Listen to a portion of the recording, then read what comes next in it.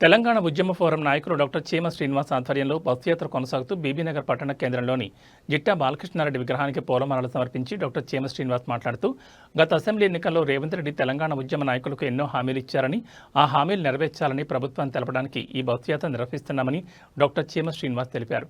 ఈ కార్యక్రమంలో సోమవారం శంకర్, చంద్రభాను నాయక్, జంగయ్య, ఎంఆర్పీఎస్ ఉద్యమ నాయకులు తదితరులు పెద్ద ఎత్తున పాల్గొన్నారు.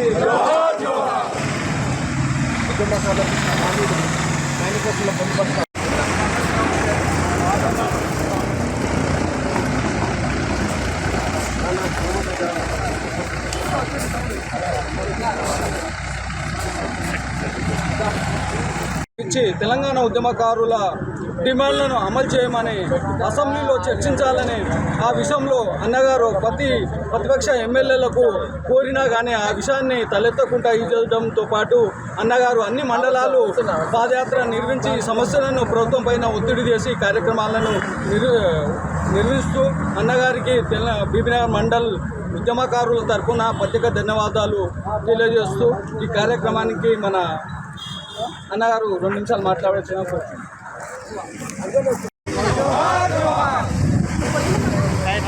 కొందరు నిలబడరు. ఇక్కడ కొందరు లేవాడు. వెనక మరకి జరుగురు, వెనక మర వాడారు. ఇంకా సైడ్కి లేవాడరు, వెనక మర వాడు అట్లా లేవాడు. ఇక్కడ